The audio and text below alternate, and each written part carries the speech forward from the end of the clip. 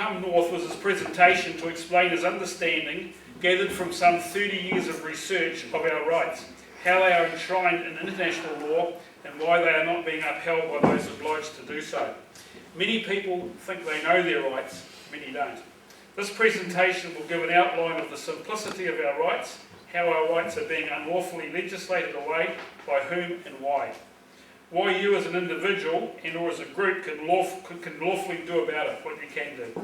These types of communication, verbal and written, you could use, how to stand to your rights and the oaths of office many public servants take, their lawful obligations to them, and how to honourably communicate this to them. Also how these tie into the internationally recognised constitutional order of the land. I believe as many people as possible need to know of their rights, and that's why we've put this meeting on this evening. So we've been very privileged to secure this visit by Marcellus De Pavelly to visit Whangarei. Marcellus, come forward please, and the floor is yours, and we will have some questions later, and we'll do it through the schedule. Whoa, an ovation.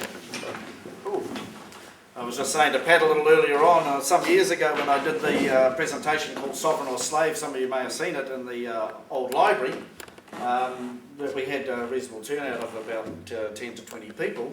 A couple of years before that, when I tried that, it was me and my shadow. However, what we've seen happen over a period of time is more and more people becoming aware and sensing a state of dis-ease amongst our society, and that's because of the logic of a lot of things that's happening. Now, what I'm going to present to you today is what I said, is just an overview, because we've again limited with time, of one, our rights, which are very simple, how they're enshrined in international law, and under a thing called the Nuremberg principles, therefore override legislation, because you cannot legislate out of human rights. Now, what we're dealing with the situation we have now in this country, as within many countries, is where we have a what one would most politely call perhaps a de facto government that is actually introducing legislation now to take away these rights. The fact that they're doing this completely unlawfully, they still haven't worked out, and those that have are going ahead with their program anyway. Now, New Zealand is a very unique situation in the fact that we're one of the very few countries in the world where we actually have two constitutions here. Now, I'm not going to go a lot into the constitutional stuff at this stage, because for a lot of people that'll be news.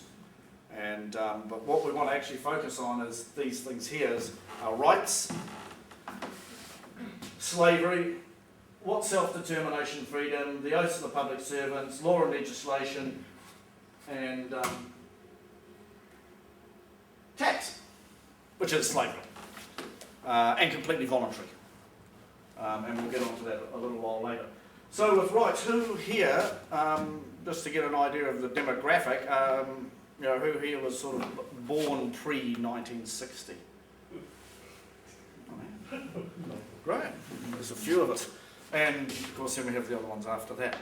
So the reason I asked that question is because, as I was saying in a brief radio interview just the other day, in our lifetime we have watched this amazing country go from holding the third, what was considered the third highest quality of life in the world, or standard of living some might say, to now where we barely rank in the top 20. The question that it brings to mind is why? Why, when my father, this is how I started getting into this, why when my father as a young man bought his first house in a 3-bedroom brick and tile house in a new subdivision in Auckland, in one of the suburbs, Whangarei, Whangarei East, it cost him 2 years full wages, £5,000. He was earning £2,500 as a fitter and turner. A fitter and turner now is earning around between $60,000 and $70,000 a year and cannot afford to buy a house for 2 years full wages. So we're actually going backwards. So for each generation coming through, it is becoming harder and harder to actually supply the necessities, what I would call the necessities of life. Now I'm sure for many of you that's rung warning bells, because it certainly rang them for me. where we've got a situation now where people are looking at buying first homes where they're looking at hundreds of thousands of dollars within less than 50 years. When my parents sold their first house, they sold it for $14,000. 3-bedroom brick and tile when we moved up to the top of Coromandel. So there seems to be this amazing disparity of what was happening then and what is happening now, and a lot of what has happened to create that situation has been done covertly. And some of you may have remember around in the 80s, particularly 86, when they were actually trying to change the legislation and all comment about the internationally founding documents of this land and get it removed. There is an agenda here, and it's happening in this country as it's happening all around the world. And so all I'm going to do is just share my understanding of that. I'm sure many of you have also done your own research into these things, but just to put you how I see this has unfolded and what we can do about it. Who is familiar with the 1948 Universal Declaration of Human Rights? Who's read it? Who was taught it in school? Surprising. Right, so that's the first one we're going to have a look at now. You just have to bear with me while I get used to the technology.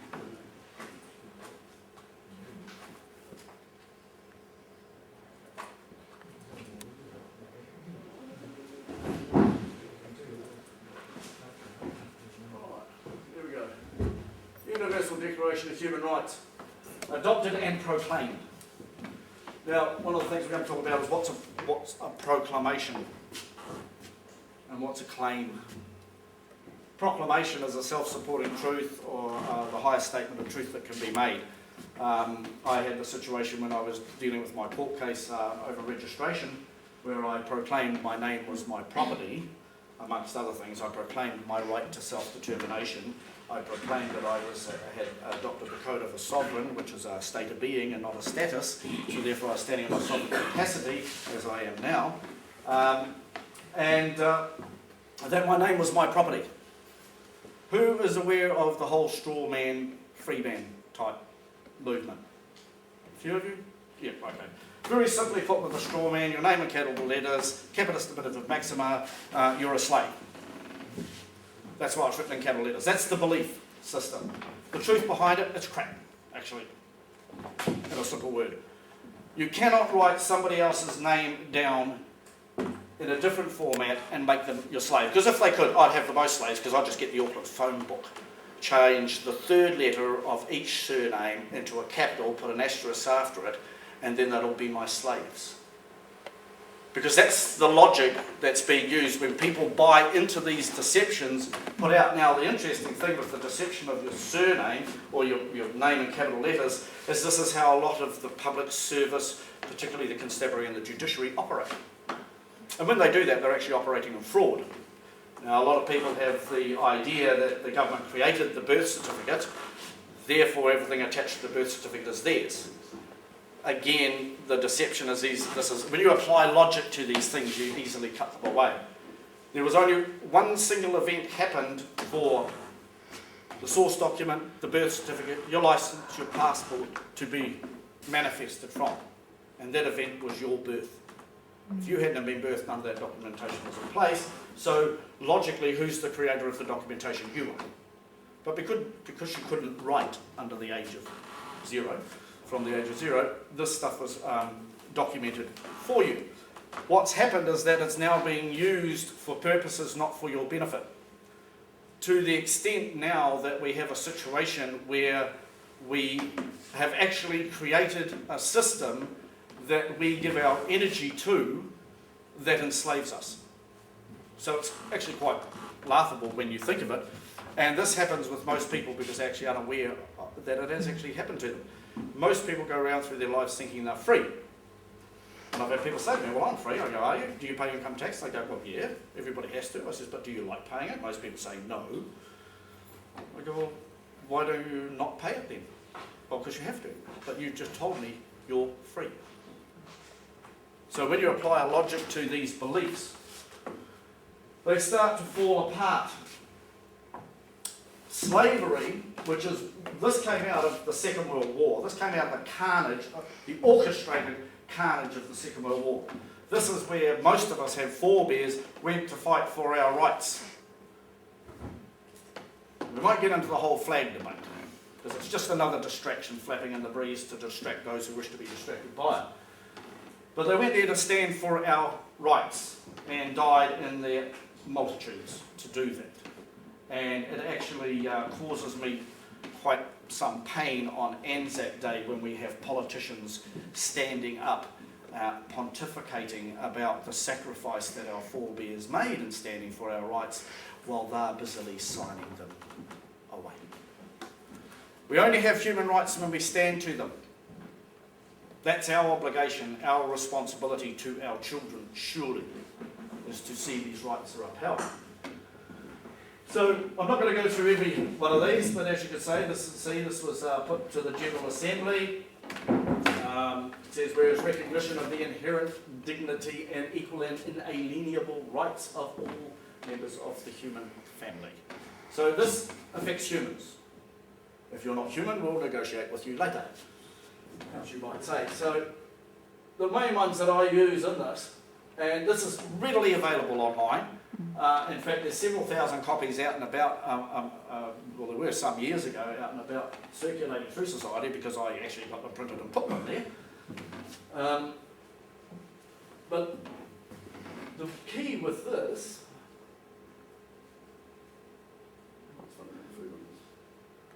is that it actually says to be expounded in, particularly in schools, and that's why I asked the question as to who actually got taught this in school. Now, my son's just been taught about the human rights in school. They did the human rights, this document here. They never got to actually look at the document in its entirety. They never got to actually discuss what their understanding of the various articles were. They just got to copy down what other people's understandings were. And then they went to 2 weeks on Black American civil rights.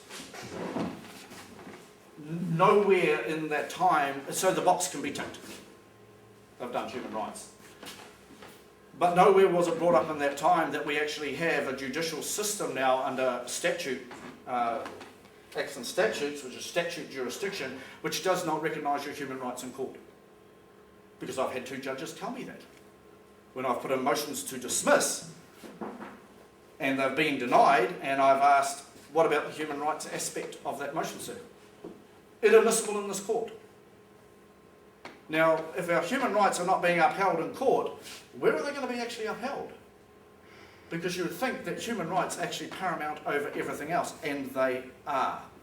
But because we don't stand to them, and because most of us don't know them, then they are easily removed from us.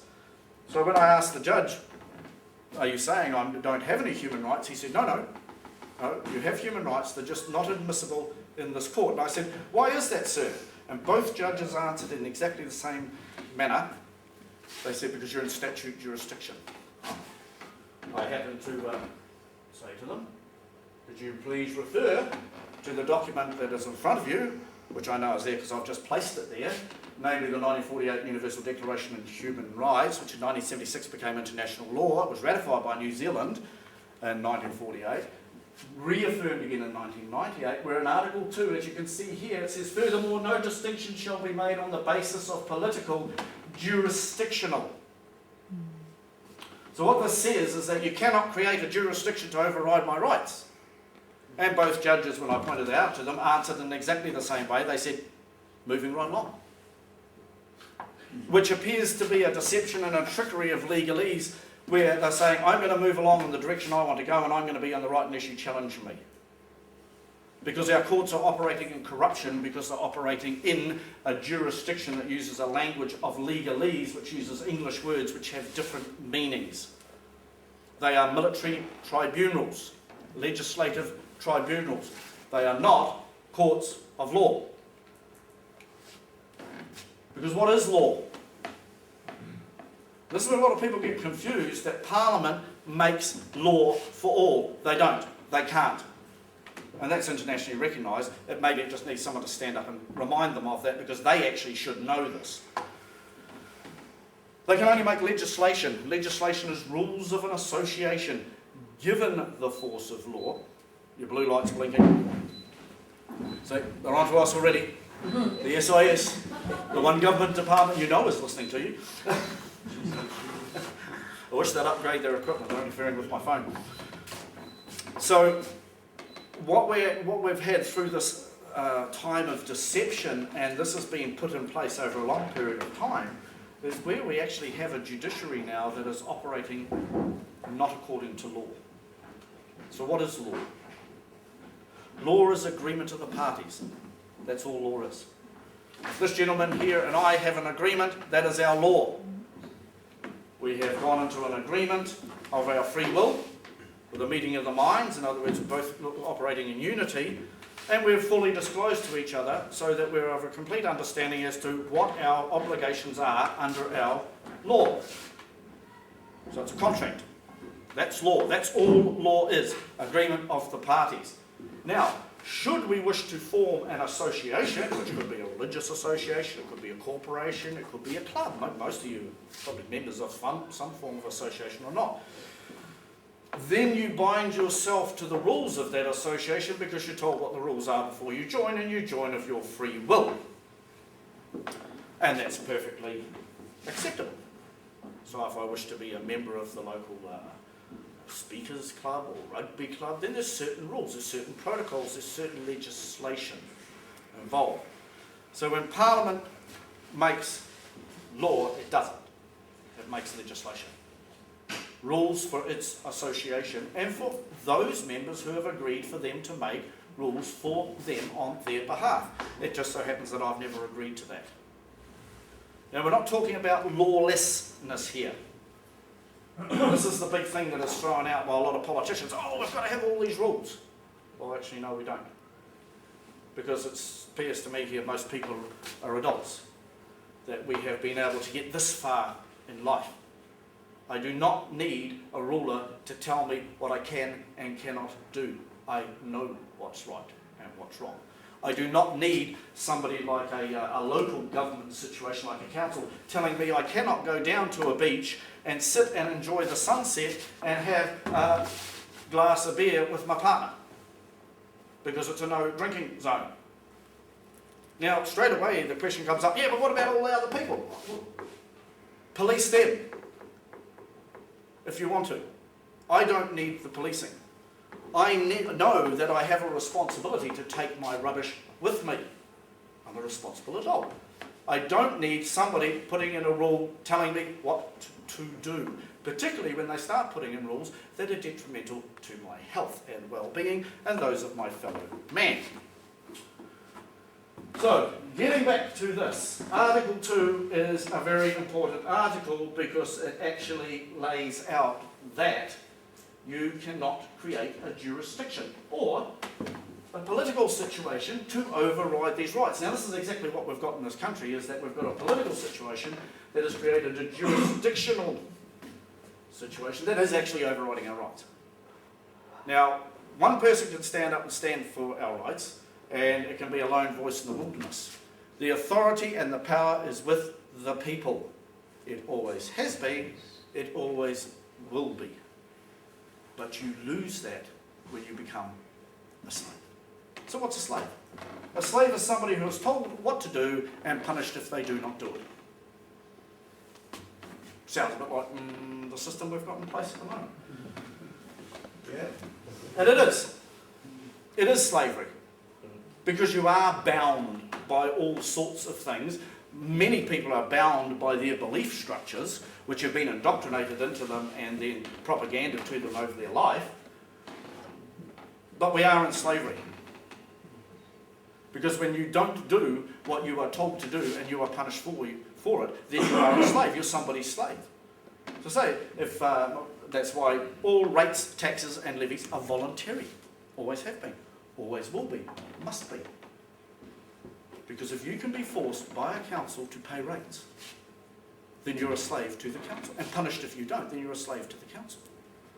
What they've forgotten is that they are there to be of service to the people, paid for from the public purse. And therefore, when they operate in any other means other than to the benefit of the people, then they're operating in fraud. taking public money and not operating to the benefit of the people. So I've, as I say, used this in court. It was, moving right along, and out the window went my human rights.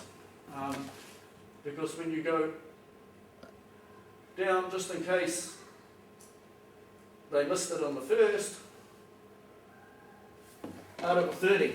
Nothing in this declaration may be interpreted as implying for any state, group or person any right to engage in any activity or to perform any act. Land Transport Act. Aimed at the destruction of any of the rights and freedoms set forth herein. Now, when I did my registration case, which if some of you were maybe aware and others not, I registered my automobile to myself. I put a registration expiry date in the window, in the little, window pocket, so nicely provided by the post office free of charge. And beside that, and where the road users used to go, I put a notice, which is a lawful document, and it was notice the agent is notice the principal that the automobile was privately registered to I, and not under the authority of jurisdiction of any other entity. And any interference with said automobile would incur a fee of $10,000 per incident or per every hour or part thereof, such as might also be it. Perfectly lawful document. The police are not the only ones that can write out infringement notices. Anybody can actually write out an infringement notice. It's a polite way of letting somebody know that they are trespassing on your rights, and it gives them a warning to stop. And then you can issue them a schedule of fees, and then you can charge them. So I had professional, which I have here actually.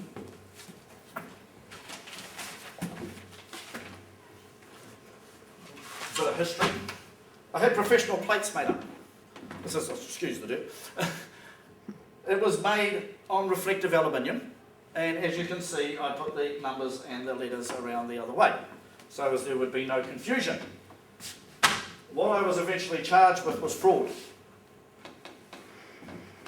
And the charge was intent to gain pecuniary advantage without claim or right dishonestly using a document, namely a fake licence label. In other words, what they were saying was, which is a criminal charge, which maximum penalty of 7 years inside. The reason I went and did this was so I could go into court. So I didn't operate on hearsay. So I could go into court and see what was happening in court, ask the questions I felt need to be asked, and put information in as much as I could. And what I found in that 2-year journey with that, because we were driving around for a couple of years until finally they pink stickered me and had had enough. Every time I got a set of infringement notices, I would write in. First off, I wrote to the district commander. I believe this is my right, and I laid out 20 points why I believed what I was doing was my right. It was all our right. Could he rebut? A point-by-point rebuttal. If he could not rebut it, then my understanding would prevail, and prevails in truth and law, because if the head peace officer, cannot tell me how I'm wrong, then surely I must be right. So, in the end, I ended up in court, charged with fraud, pretty much, was what they were doing, charging me with fraud, saying that I had faked a licence label in order to get out of paying my fee. Well, my registration for my automobile at that time was around about $450, and at the end of the day it cost me around about 50 G's. So, I mean, and if I could work that out as economic, then I'd probably be in the Treasury. That's how they seem to work. It wasn't. It was all about finding out what's going on, because I could see things getting worse and worse and worse, and I was hearing horror stories coming out of our courts, and my family had also, through no fault of their own, my cousin had been involved in what turned out to be a horror story of a miscarriage of justice in the court. So it's important you get hold of this and you know it. You learn. Now I can't recite every one of these off one after the other, but pretty much it says, cause no harm to another. Okay? As soon as you start putting yourself in a position where you could be causing harm to another, then what you're doing is you're trespassing upon our rights. Not their rights, our rights. Because these are all our rights. As I say, I feel we have an obligation to our children to make sure these stay. These were earned through blood. Our forebears, as I said, died in their thousands. This is one of the documents, and there's another one I'll go into later, but this is one of the documents, the chief document that came out of the Second World War. Now, if you have a look through this, I'll just touch on one or two. Here's an interesting one. I've exercised a few of these. Article 26. Love this one. Article 26. Everyone has the right to education. Education shall be free, at least in the elementary and fundamental stages. It's fairly emphatic. No room for movement there. So, there was a time when teachers were paid to become teachers. But we're now more and more, especially since 1986, when this government became fully corporatised and became listed on the Security and Exchange Commission in the States under the title or under the corporate heading Her Majesty the Queen and Right of New Zealand, which actually has very little to do with Queen Elizabeth. It's a scam. So you're dealing with a full corporate entity. That's why it's got a nice little line under their logo. They're just a corporation now. They are not a government of the people. They're a corporation run from offshore. Anyway, some years ago, when I wanted to do something a bit different other than being a professional fisherman, my wife at the time and I were looking at a family, and I had sort of pretty much given up on most of the adults and felt that maybe the result or the solution lay in educating our children. I went and did a Bachelor of Education, a teaching degree, 3-year degree. I did it here at Whangarei actually, and it used to be ACE for Solve. So hence I ended up with a student loan. So I thought, well, that's a bit strange. So I wrote into them, to the study link, and I said, it is my understanding, and is it not true, that New Zealand is signatory to internationally recognised documentation, namely the 1948 Universal Declaration of Human Rights, where in Article 26 it stipulates that education shall be free, at least in the elementary and fundamental stages. It was fundamental for me to become a teacher to do a Bachelor of Education, therefore my education must be free as per this internationally recognised documentation. If you can show how I'm obliged to pay you anything in any way, shape or form, please do so, or forever hold your peace. Have a nice day. Goodbye. I have never heard another thing from Study Link. And don't worry, the system know where I am. I do not hide from the regime that's in place. They know exactly where I am, including the tax department and all these other people. They know exactly where I am. So the question I ask is, well, why haven't they then come and challenged me about this? Well, it's quite simple, because they know I'm right. Because here it is, in black and white. Fundamental. At least in the elementary and fundamental stages. So anybody that you know has a student loan. Now, if it depends what the loan was got for. And I'm not going to go into the wherefores or where this education gets paid for, because then we go into a whole system of fiat currencies, fractional banking, and the rort that is going on today. Just bear in mind that it's already covered. So, if you know somebody that's got a student loan, they would do well to look at these. Now, if I had gone on to do honours, which I could have done, then that would have been additional education. And if I'd gone on and done a master's, however, if I wanted to become a principal, and then it would be fundamental for me to do a master's degree to be a principal. So then I would come back in under this category. So this, as I say, I've used this. And I was very interested to see what response I would get back. Well, most times you find when you're dealing with this regime is when you're right, they say nothing. And that's why we phrase things the way we do. It is my understanding, and is it not true? You're asking a question. That, until you can rebut my understanding to an exacting point of law, then it prevails in truth and law. It must be. Because until you can tell me how I'm wrong, and why I'm wrong, and then I'm in agreement with that, which I will be, being an honourable person, if you could show me how I'm wrong, then, and I agree that I am in that instance wrong, then that's to an exacting point of law. However, I'm still waiting for that to happen. It hasn't yet. Now, before we're talking about councils, and how they seem to have got this idea that they're now the boss. Well, what's a council? It's an association. Okay, it's an association put in place by the public, the people of an area, to manage their affairs for their benefit. Surely. Why would we put in anything else? Right? So it's an association. Well, Article 20. No one may be compelled to belong to an association. You can't come along and tell me that I have to suddenly become of the Christian faith, or that suddenly I have to become a Mason, or suddenly I have to become the Hora Hora rugby club. No, I can't be compelled to join an association. Why? Because if I could be compelled to join an association, I'm someone's slave. And I'm not. This is why this is in place. This is all about slavery. Because that's what we're dealing with, is slavery. And that's what was happening and still is around the world. Freedom of opinion and expression. This right includes freedom to hold opinions without interference and to seek. Receive and impart information and ideas through any media and regardless of frontiers. Well, you could strike that one out with the legislation that's just gone through recently. Now, if you go through the legislation that's gone through in the last even 5 years, what you're going to find is that it's legislated most of these rights away. Right? How can they do that? Because we let them. That's all. We let them. Because we believe now, as most people believe, that their politicians, their members of parliament, those there to represent them, wouldn't do anything that would be detrimental to them. Wake up! They're not working for you. They're working for a corporation, which is actually a slave ship. Actually. So our ship estate was captured quite some years ago and it became a slave ship. It's just that the offices are still open, the people are still dressed in the right uniforms and look the part, but they are not operating to your benefit. You can dress a pirate up in a suit and tie, because it's piracy, slavery, it's also piracy. It's piracy if you're in a country. You can dress a pirate up in a suit and tie, you're still a pirate.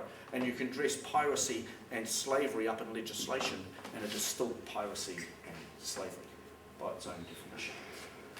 So this is an important document to get hold of, to have a read through. Please teach your children it. Now, a lot of people think that if this was put in place, we'd have, absolute chaos. Well, we've actually got chaos now. See, as soon as somebody trespasses on our rights, that's a breach of our peace. Because these rights are put in place so that we can live in peace and harmony with each other, irrespective of the diversity of our cultures and our beliefs. Because that's what makes the world fascinating, is the different cultures. I mean, if we're all the same, it would be a boring place, wouldn't it? I mean, why would you travel anywhere? Oh, where'd you go? Oh, I went over the island. What was it like? Oh, just the same. What'd you talk about? The same stuff. It's the diversity of our cultures and all that that entails through the dance, the art, the craft, and everything that actually makes this world so fascinating. When you get time to enjoy it, which seems to be getting less and less and less now. The question is, why? Because somebody is pirating your energy. Somebody is stealing your enjoyment because they're putting you under a slavery regime and making you jump through hoops. And because of indoctrination, we believe that that's the way it goes. Well, not for me.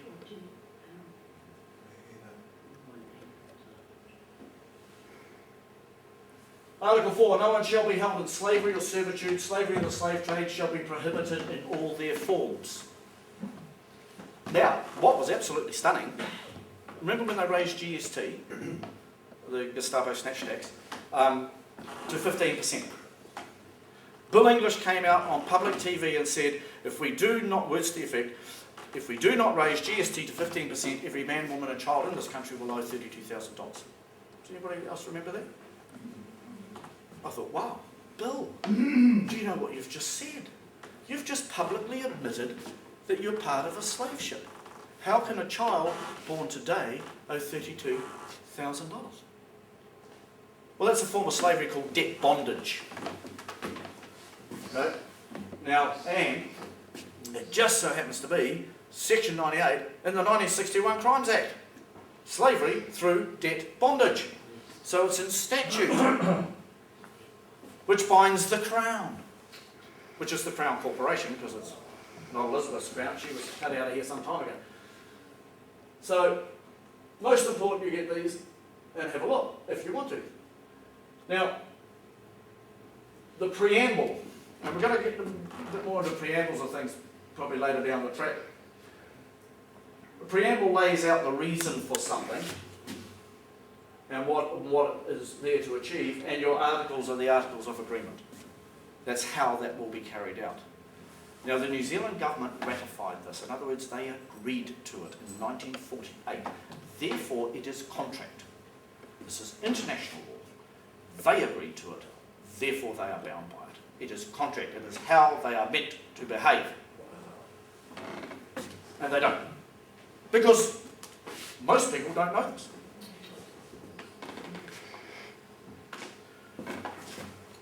So, as I say, you can readily pull that offline now.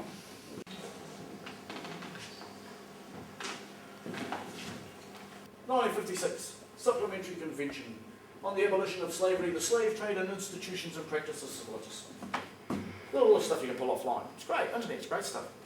A lot of people get a bit paranoid about the internet and about Facebook and, you know, the regime is watching you. Well, that's great.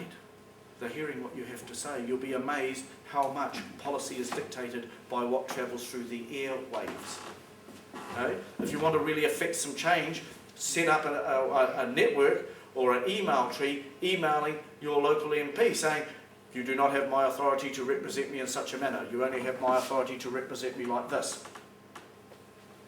For every email they receive, they know there's probably 5,000 other people, 500 to 5,000 other people thinking the same way. So the question is, are we going to be proactive about it, or are we going to bury our heads in the sand and hope somebody else is going to deal with this?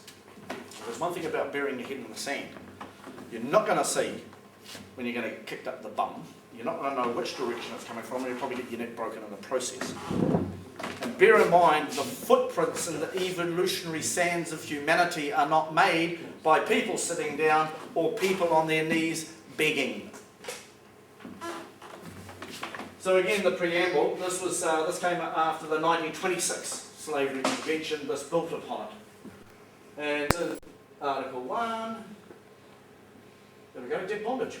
That is to say, the status or conditioning arising from a pledge by a debtor of his personal services or of those of a person under his control as security for a debt. Oh, hello, Mr. Keys, did you not say there is a sovereign debt? He's right. There is a debt. And it's from the pirates to the sovereign, actually, it's not the other way. People are already talking about debt and debt bondage. Most of you here, who here pays rates in this area? Who here lives in this area? Okay, if you're a ratepayer, you're under debt bondage. It's just an undisputed fact. I didn't make the rules. You guys bought into it. Unknowingly, unwittingly, therefore it's fraud. Who here gave their representative, because I would say you probably cover quite a broad area of electorates or wards, I think they call them, don't they? Who here gave the representative of their ward, in other words their councillor, who here gave them the authority to sign them into debt bondage? No one. Oh, end of council debt. You sign on the paper, you owe it. Because you didn't have the authority from the people to do that. That's how you clear council debt. To an internationally recognisable standard, actually. Where's the contract? Most important thing you can learn to ask people in the public service is, where is your documented lawful authority for you to do what you want to do? This includes constabulary, includes judiciary, the public servants, taking money from the public purse strings, if you like, therefore have an obligation to the public. That is why when you ask a public servant, particularly an oath, sworn public servant for their oath, they're actually obliged to give it. So when you ask a police officer for his oath of office, could you state your oath of office? When I was doing that, most of them go, I go, well, you are an oath sworn officer, are you not? Yes. Do you know your oath? No. But you did swear one, didn't you? Yes. And as one officer, or several officers said to me, yes, at college after we finished our training, they read out the oath and we all said, yeah, well, I do. Right. Are you aware that your oath are your operating conditions? That's what an oath is. You voluntarily, as a peace officer, constable, took an oath of service. You voluntarily took it. Nobody forced you to do it. You voluntarily took an oath of service. This just happened to be Queen Elizabeth II because she holds the privilege of governance within the realm of New Zealand, which is something we'll go on to later, perhaps. They voluntarily took an oath. Therefore, they're actually obliged to stand to that oath and to operate only within that oath. As soon as they move out of that oath, then they're out of their office. Therefore, they are then operating in deception, which is tantamount to fraud, which is a criminal offence, because they're giving the appearance that they are operating to the oath of office. This is things that you need to learn. It's very simple. Public servant, public.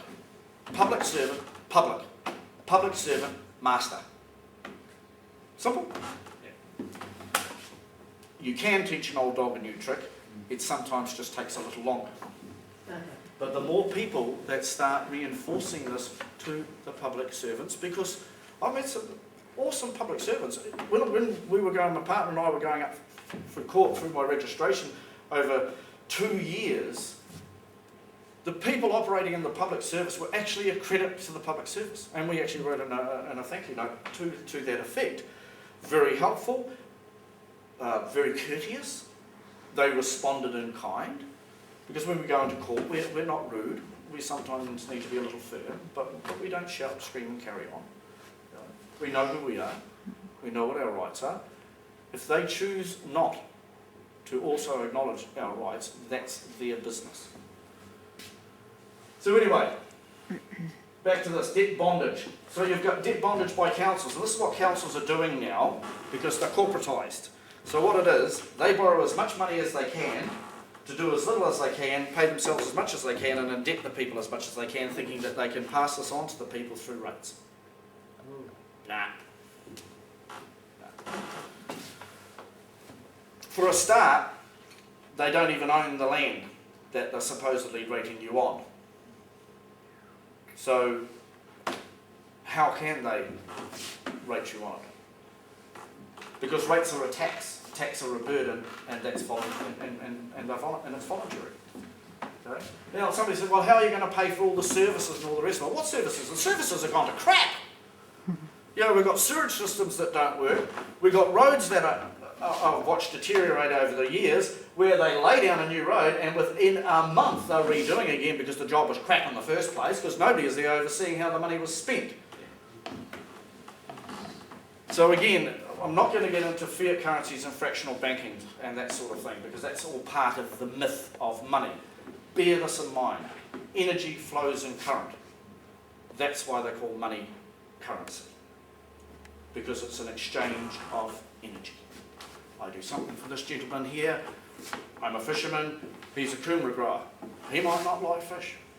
So I've got to then go and find somebody that likes fish that's going to trade with me something that the kumara grower likes, so I can get some kumaras.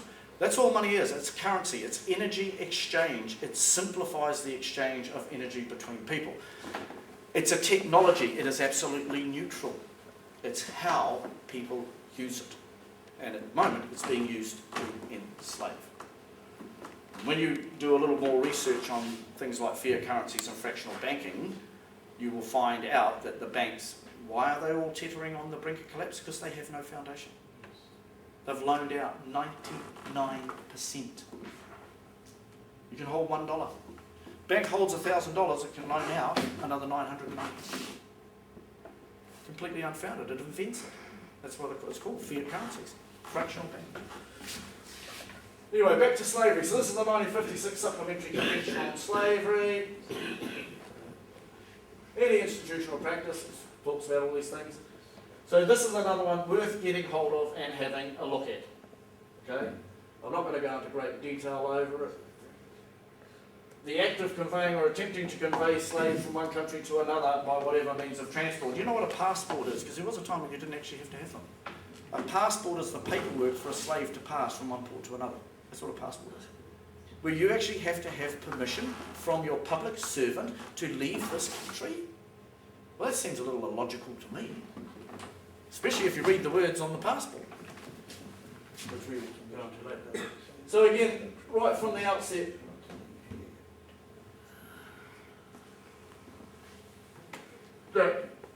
again, it talks about the Universal Declaration of Human Rights.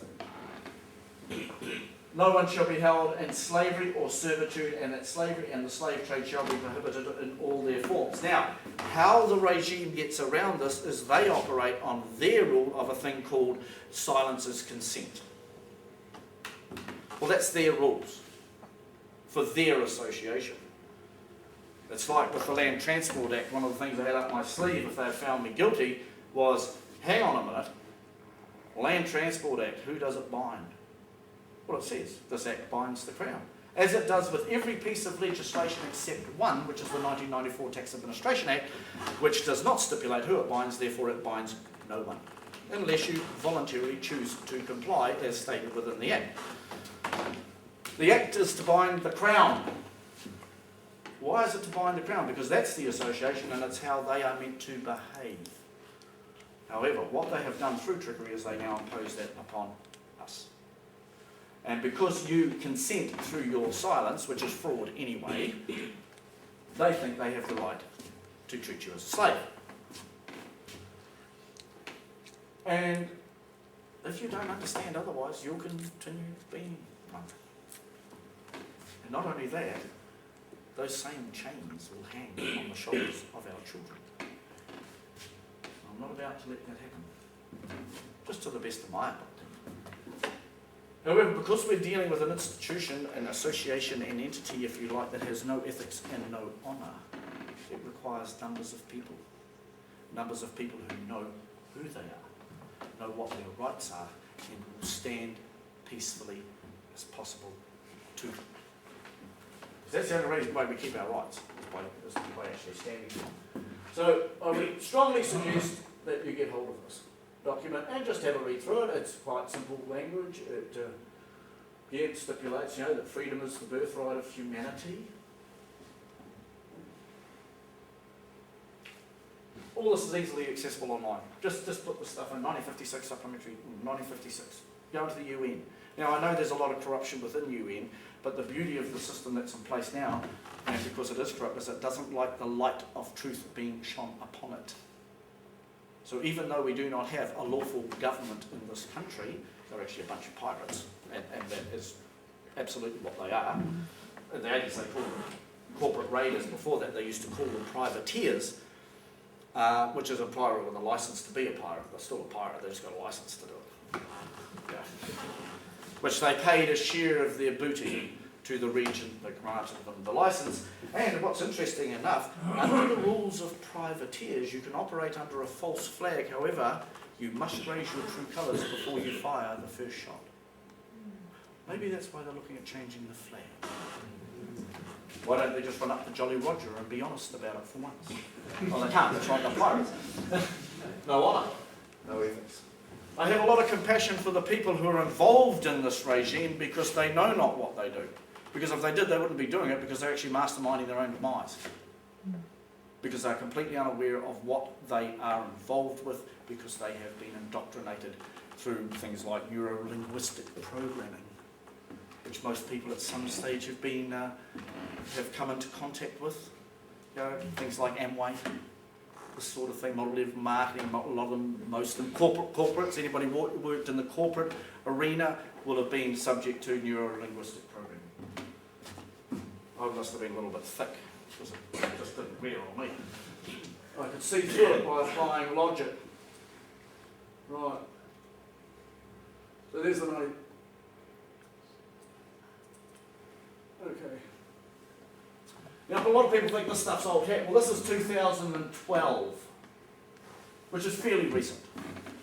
And this was the declaration of the high-level meeting of the General Assembly upon the rule of law. What's the rule of law? Now, we hear these phrases bandied around, like Parliament makes the law, or as we had it called a little while ago, Parliament is sovereign. No, it's bloody not, it can't be. It shows a complete misunderstanding of what sovereignty is. For a start, Parliament makes the law. Parliament can make rules of its association, and until such time as you can show me how I, of my free will and knowingly and with full disclosure, ever agreed to be part of your association, how in the hell can your rules have effect upon me? Unless I'm your slave. It's that simple. So you make the choice whether you want to be a slave or you don't. So this came out. Now again, it's a lot of good words, and they can be used to good effect because they've been ratified by the government. Okay? So again, I recommend you get it, just read through it, help yourselves to develop your knowledge of what your rights are. Because if you don't know what our rights are, how can one, you uphold them, and two, how do you know you're not trespassing upon another? And what's interesting is when we'll get on to a little bit onto the oaths, you will see how, like for instance, the constabulary oath is to prevent breaches and police breaches of the peace. What's a breach of the peace? When harm's been caused. What's a breach of the peace? When somebody has trespassed upon my rights, they've breached my peace. Because if we all lived by the 1948 Universal Declaration of Human Rights, we actually live peace and harmony, and we would actually share in absolute abundance of it. Because also in one of those rights is the right to gain from scientific advancement. I suppose patents out the window. However, the person who develops something also has a right for that acknowledgement that they developed it. So get hold of that, have a read of it. This as well. So this is what's great. This is when you have all these charters by various organisations and charters by governments and all this sort of thing with all these beautiful flowery words, and then they go and do something completely different. But at the end of the day, you can go read the paper. It's your paper, you wrote it. Now stand to it. The only reason that governments do not stand to these is because their people do not hold them to it. It's just that simple. Who polices the policeman? Who polices the judiciary? We do. The people. They're there to serve us. They are public servants. What has happened over a period of time is because we like to get on and just enjoy life, which seems to be a fast diminishing thing, we abdicated that responsibility to these very institutions to look after our rights, and of course they have been found to be wanting. So we need to bring this to order so that it operates for the benefit of us all. So another document I suggest you get hold of and just have a look through. As I say, they're fairly simple to read. You can cut through them. Now, here's another one. This is from 1976. The inherent dignity of the human person. There is no dignity in slavery. Ask any slave, they will tell you. Remember one thing, the victor writes his story. There is a lot has gone on over the last even 200 years that many of you will believe happened or was the way it was, that actually is nothing like it. The victor writes his story. If you want to know the truth of the matter, ask the vanquished. There's plenty of those around. So, this is, again, here we are. Part 1, Article 1. All peoples have the right of self-determination. By virtue of that right, they freely determine their political status and freely pursue their economic, social and cultural development. I don't see a lot of room in there for a corporation running a slave ship. What is self-determination? It's freedom. What is freedom? It's self-determination. What is self-determination? The right to determine your own affairs whilst causing no harm to another. Because as soon as you cause harm to another, you're trespassing on their right. So self-determination is the right to determine your own affairs without interference, whilst causing no harm to another, which makes perfect logical sense to me. So all these are internationally recognised agreements and documents, and there's quite a few more of them, and these are the main ones that I find relevant and useful. So, now, this is the other thing that we're starting to use too now. The Nuremberg principles. Anybody ever heard of the Nuremberg principles? Very, very powerful pieces of documentation. They came out of the Nuremberg trials after the Second World War. Principle 1. Any person who commits an act which constitutes a crime under international law is responsible, therefore, and liable to punishment. What's international law? Oh, 1948 Universal Declaration of Human Rights, 1976 became international law. Okay? Principle 2, the fact that internal law, or legislation if you like, does not impose a penalty for an act which constitutes a crime under international law, in other words, a crime against humanity, which slavery is, does not relieve the person who committed the act from responsibility under international law. So if they want to come and interfere with me, I'll take it to the highest international criminal court in the world, because that's my right. Because until such time as this regime can show that I have willingly, knowingly, with full disclosure and of my free will, agreed to join this association, it has no authority over me. And that's just a statement of fact. How can it? If a regime cannot produce its documented lawful authority that shows that I have willingly become a member of that association, how can it have authority over us? It can't, unless we believe it does. So we need to shake up some of our beliefs here as to what we've been indoctrinated to. And you don't get a lot of information through the media. And this is the alternative one, which is actually now the true media. So principle 3. That a fact that a person who committed an act which constitutes a crime under international law acted as head of state, sounds like a prime minister or a president, or responsible government official like a constable or a councillor, being local government, or a judge, does not relieve him from responsibility under international law.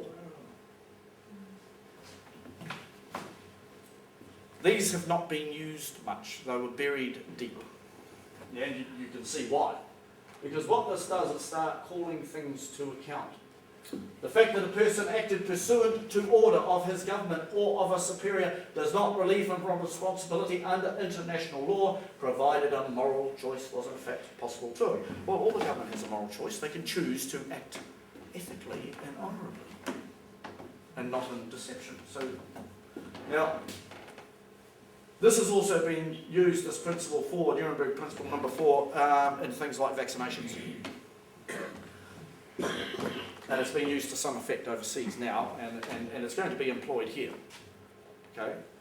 Because they're taking away your right to choose. Now, I'm not going to go into a debate about whether vaccines are good for you or vaccines aren't.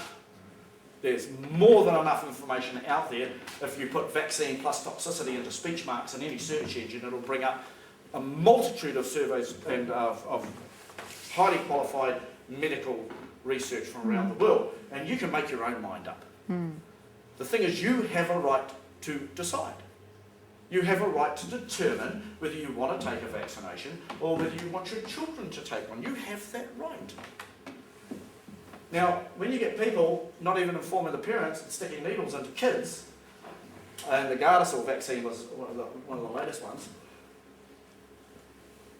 just because they're doing it from order of a superior, namely the health department, or from a government, the Department of Health, does not relieve the individual from the responsibility under international law. You cannot hide behind your office. That's what we need to start informing the people, that they have, the public service, they have actually a responsibility, they have an obligation to we the people.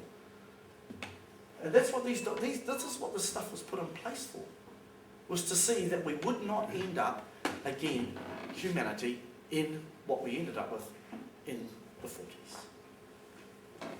Orchestrated carnage right throughout the world. So, any person charged with a crime under international law has the right to a fair trial on the facts and law. Now that's what also should be happening in our courts here, but it doesn't. And the crimes hereafter set out are punishable as crimes under international law. Now here's some interesting ones. Planning, preparation, initiation or waging of a war of aggression or a war in violation of international treaties or agreements. Now what we've just had a look at, 56 Supplementary Convention on Slavery, 48 Declaration of Human Rights, 2012 High Level Meeting, International Covenant on Civil and Political Rights, are international agreements. So here we have a government who is actually breaching the Nuremberg principles. So you need to really get hold of your MPs and go, oi, Are you aware that? Is it not true that you are bound by international agreements being should you break these, that you're also bound by the Nuremberg principles? I can hear their backsides tightening from here. Because these people are now in a stage that they think they can get away with anything. Has that been ratified by government as well? Absolutely. Anybody that was involved in the UN in the 1948 Universal Declaration of Human Rights As part of that, wasn't it? came out in conjunction with them. The thing is, you don't have to have both parties ratify them. One can. Participation in a common plan or a conspiracy for the accomplishment of any of the acts mentioned under.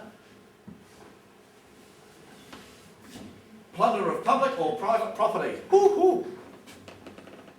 We don't want the electric company split up. We want it to keep as one organisation because we think that's going to be the most efficient at supplying us all power. No, let's split it into three. There'll be competition and you'll all get cheap power. Yeah, right. Make a good TUI bull. Right. You can see over the years of the infrastructure that was put in place through rail, through road, through air, through shipping, through everything going, you can see this infrastructure that was put in place that since the 1980s in particular has been plundered. Air New Zealand sold off for the price of 2 jumbo jets, had 4 on its books, plus all the other aircraft and all the other ancillary things. Railways, all the infrastructure that was involved with the railways, sold off pennies on the pound. Plundering of public or private property. It's actually an international crime, it's a war crime. Right. Crimes against humanity, enslavement. Well, again, if you want to look at all the definitions of enslavement, go to the 56th Supplementary Convention on Slavery, they're very clear. It's also interesting that it is in the 1961 Crimes Act, in section 98, about slavery, and we'll have a look at that. Principle 7, complicity in the commission of a crime against peace. Well, again, as soon as my rights are trespassed, that's a breach of my peace. That's a breach of all our peace, because if you trespass upon one person's rights, you're actually trespassing upon everyone's right. That's why they're called human rights. They're right for everyone, irrespective of your race, colour, creed or religion. Put together over 2 years after the war, and very carefully thought out with a lot of input. So the Nuremberg principles are something also that you would find most useful. Now, what you're going to find is that doing things just solely on your own can achieve a certain amount, but it also puts a big target on your head.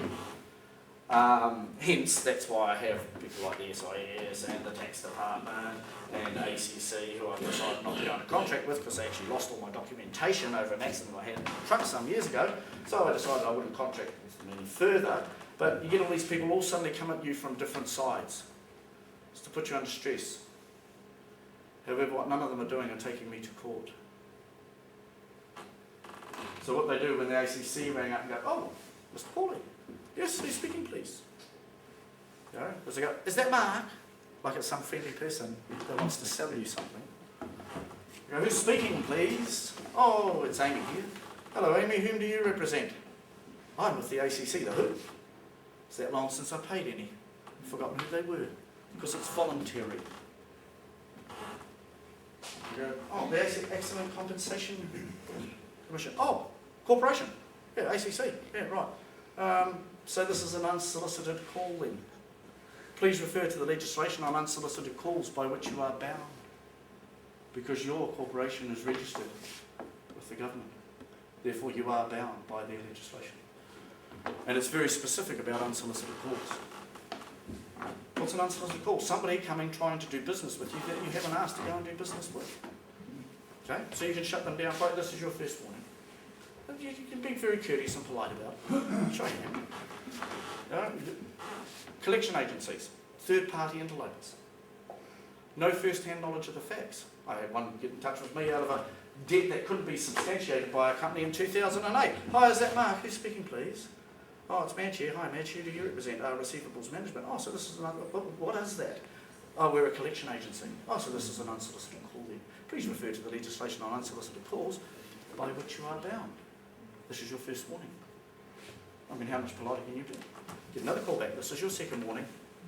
Wrote in a letter. Find out. Go online. Great thing. Who's the Chief Financial Officer of Receivables Management? Now sitting on my schedule of fees. Because he's responsible for his staff. Till you can show me documented lawful authority that I've ever agreed to do business with you, we have no business to conduct. So if you wish to pursue this matter, because I don't just pay out to anybody who comes along waving a threatening letter. They need to substantiate their account. I'm happy to pay any substantiated account. Now, if you get a business that doesn't prepare to do their paperwork and keep good records, or even sign their part of the agreement, like a mortgage, that's their problem. It's not mine. I'll settle any substantiated account. That's what being on audit is. However, as I say, I'm not about to go and pay money to somebody who just comes around waving a threatening letter. So I refer them to the necessary legislation, because it's by knowing this stuff, and you don't need to know a lot of it, you can actually put it right back at them and say, you need to check out this legislation because you're bound by this.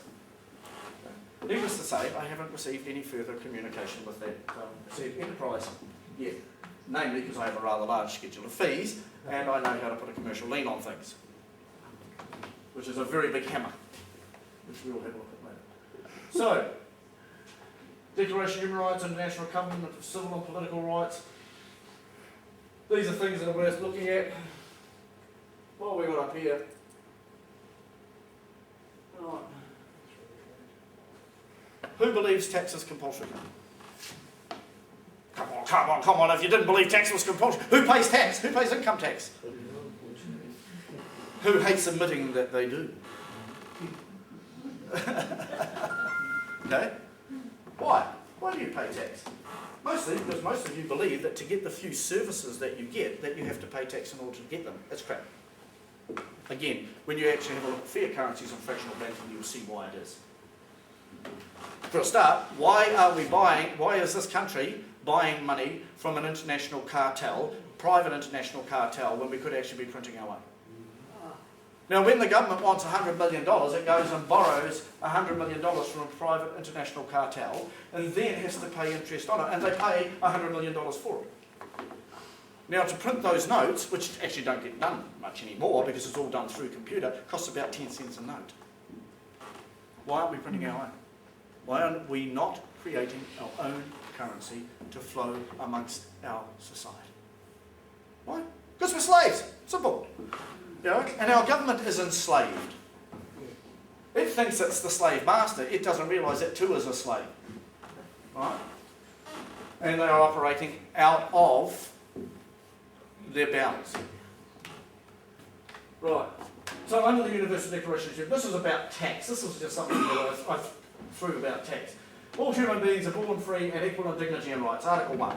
So I'm born free. So how can somebody impose a tax upon me that I'm not in agreement with? Because if they can, then I'm not born free. I'm born a slave. I sort of take a bit of exception to that. You know, when people went through this whole birth certificate thing, when your parents, filled out the birth certificate, they signed you into slavery. I asked my parents about that. I said, do you know when you did my birth certificate? Yeah. Were you knowingly, like signing me into slavery? I thought my whole clan was going to buff me one. So, if something's done without people's consent, how can it be right? If it's done without their knowledge, how can it be anything other than fraud? So, take the straw man and put it where it needs to go. And look, I've been through screeds of documentation over this whole straw man, free man thing, the Johnny Liberty stuff, the redemption process. It should be like the legislation. It should be on soft and absorbent paper so it has a use. Debt bondage, prohibited in all their forms. Tax is debt bondage.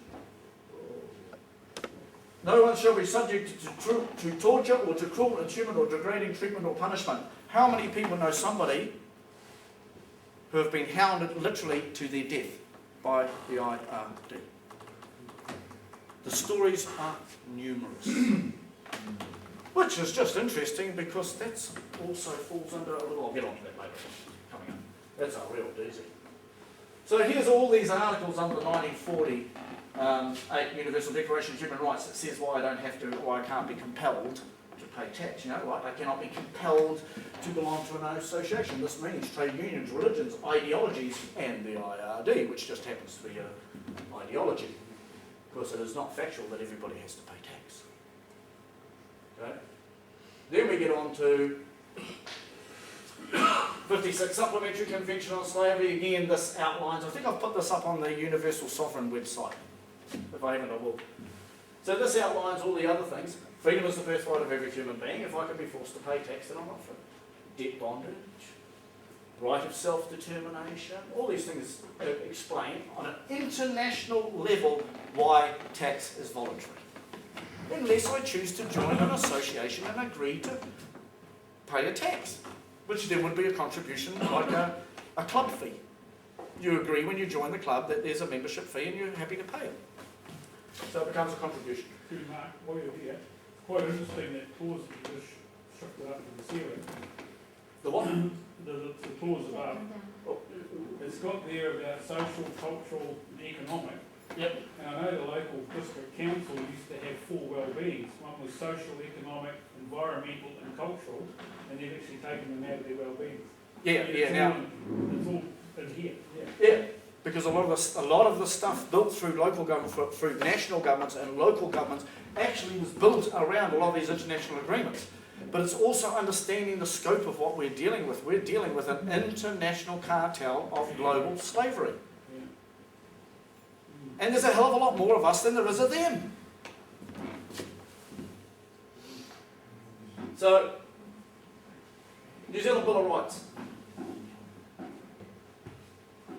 Now, when I was told that my human rights were inadmissible in the court because I was in statute jurisdiction, well, this is a section out of the 1990 New Zealand Bill of Rights Act, which is statute.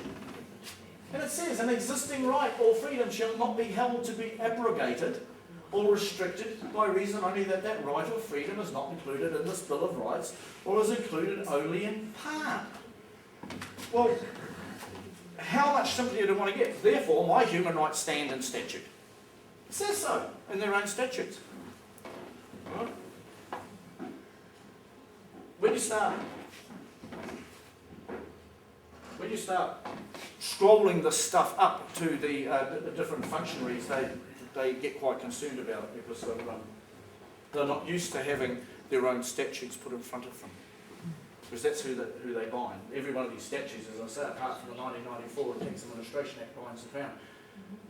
So, Crimes Act 1961, reprint 2014, dealing in slaves. Why do we still have this in our Crimes Act when supposedly there is no slavery here? Because we do have slavery here. Term not exceeding 14 years. Sells, purchases, transfers, barters, lets, hires, or in any way whatsoever deals with any person as a slave. Oh dear. Government. How sad. Never mind, because that's actually what you're guilty of, and you're guilty by the admission of your own deeds. Because you are enslaving us. Whether you believe you have a tacit consent from us to do that is absolutely totally irrelevant, because it says in any way whatsoever. So if you actually want to be a slave under your human rights, actually, you can't. You could become an indentured servant. You cannot be a slave.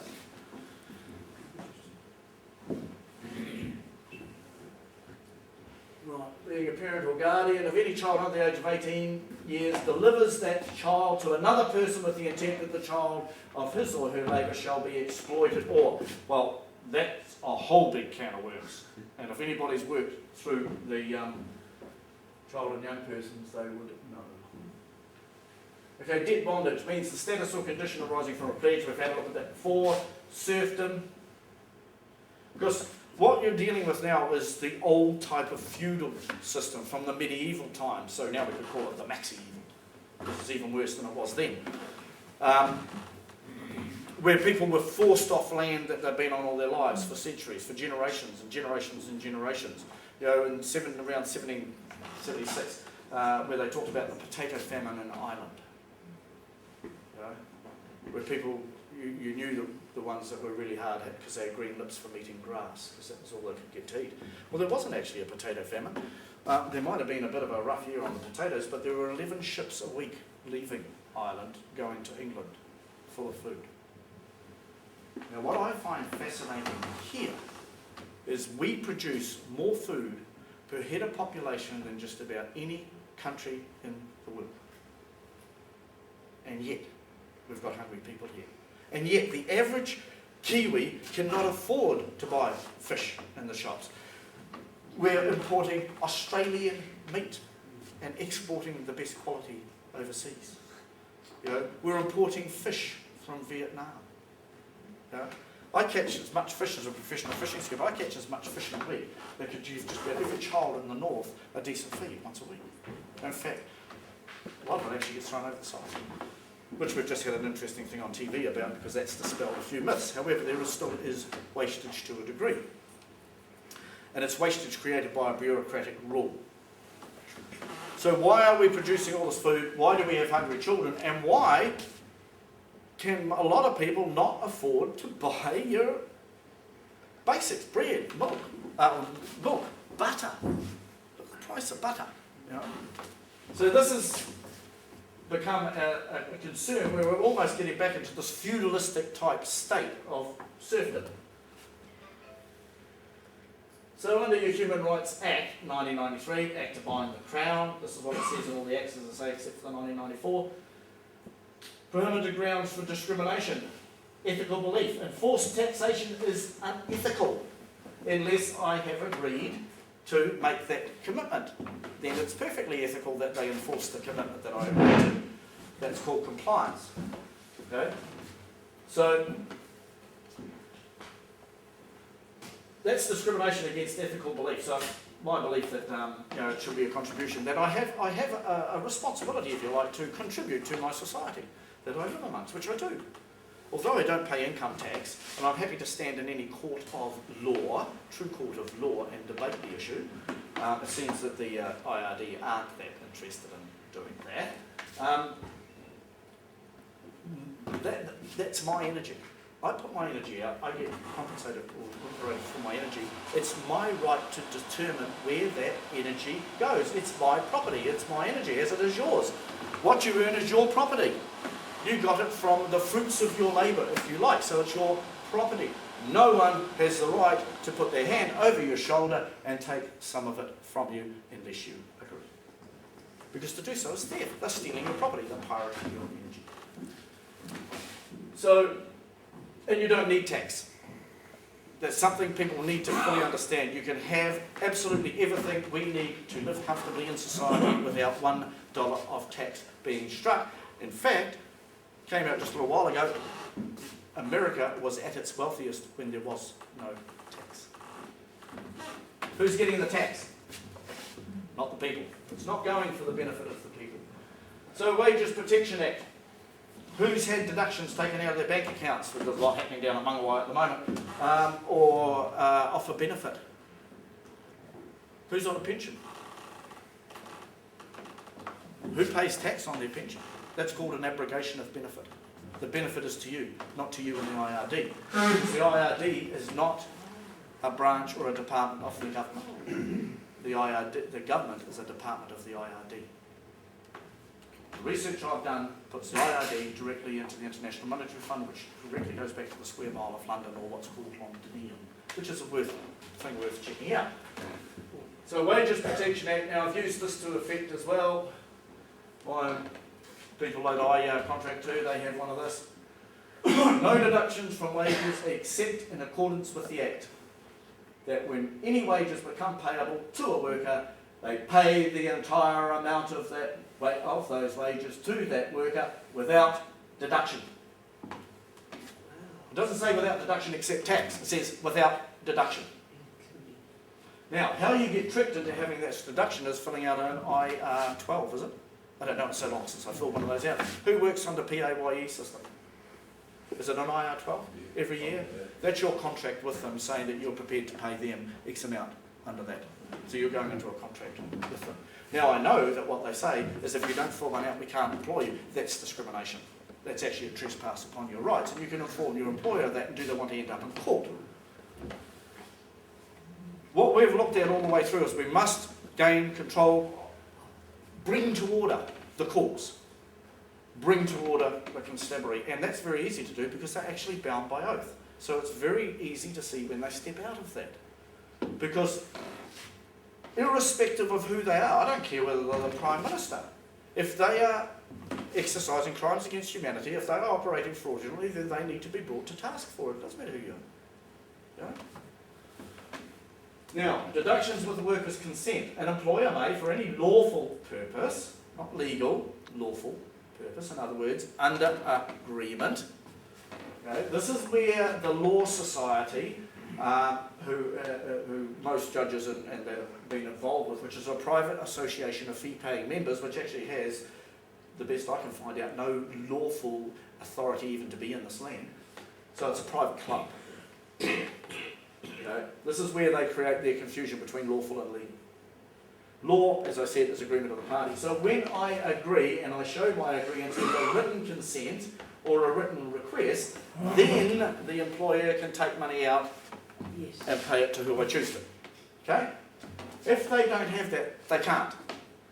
Now what happens a lot is that they get the pay clerks get threatened. Right? We're in a situation where 25% of his wage gone. He works as a fisherman where we get paid upon what we catch. Suddenly the powers that be decided that they'd take 25% of his income. He had to go and borrow money to pay his rent. They did it 2 weeks in a row. You know? So I said, oi, get on the phone. Rang them up and say, hey, you don't have any right to do that. You don't have my authority to do that. Oh. Within a minute of them putting the phone down, they rung up the pay clerk and said, cease all transactions from all deductions from so-and-so's wages. So a lot of them know. But they rely upon our ignorance to get away with this. Okay? So I put a black line master, it's up on Universal Sovereign, which people can use if they're in this situation. Okay? So all this does is outline what the Crown is bound by. And this includes the IRD and WINS and all the rest of them, you know? They're all bound by that. Tax Administration Act 1994. This does not bind the Crown. There is one section in it that does bind the Crown, and it stipulates that, and I forget just off the top of my head which section it is, but it's that the Commissioner of IRD can use the district courts, notwithstanding the district court rules. Now that's in the legislation. So what it's saying is they can use the district courts to give the appearance that this is all legal, but they don't actually have to go to the district court rules, which is things like truth, fact. Okay? Also within this Act, perceptions of that integrity. Without limiting its meaning, the integrity of the tax system includes taxpayer perceptions of that integrity, that it's lawful and without trespassing human rights. No, it's not. Also within the Act, IRD members are sworn to secrecy and fidelity, secrecy and loyalty to the IRD. So how can they tell the truth when they're sworn to secrecy? We've got a situation happening in court at the moment. It's actually been postponed until November because we ordered full disclosure, which is our right, and now apparently they're in the process of putting legislation through retrospectively that says the IRD doesn't have to give full disclosure, because one of the questions we asked was the IRD's documented lawful authority to tax we, the native people, which we know they don't have. One thing you learn about courts, and particularly constabularies, never ask a question you don't know the answer to. Because when you know the answer to it, then you know when they're lying, which often is most of the time. So the responsibility of those administering the law to do so fairly, impartially, and according to law. If I agree with the IRD that I can afford to give 10% of what I earn to their coffers for them to disperse to the needy, we have an agreement. We have an agreement of the parties, therefore it is according to law, because we have an agreement. If I haven't agreed, there is no law. That binds me. Binds any of us. Now, this is the interesting one. I say to people, tax is voluntary. They go, no, it's not. I go, well, okay. Who here has read the 1994 Tax Administration Act? Has anyone? I know you have. Right. But yet you pay income tax and you haven't read the very document that you believe actually binds you to do so. This is how the system operates. Why? Because your parents told you there's nothing surer than death and taxes. It's an indoctrinated belief structure that you must pay tax, and if you don't pay tax, you're some sort of sponging scumbag. Right? So it becomes a societal belief, an indoctrinated belief.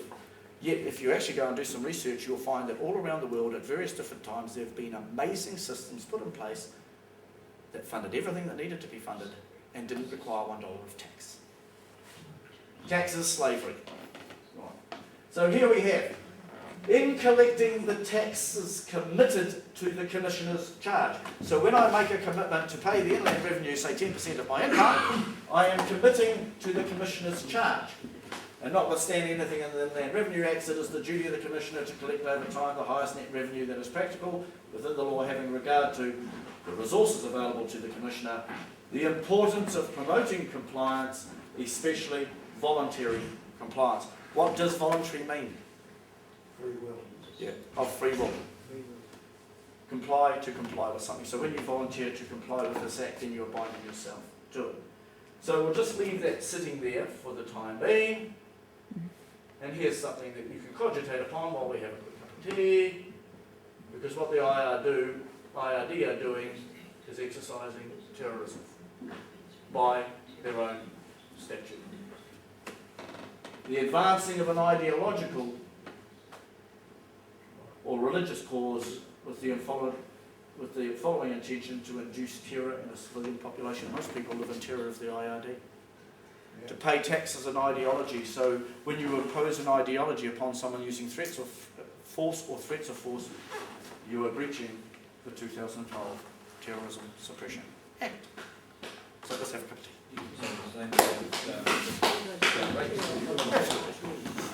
When they use force or threats of force and imposing their ideology.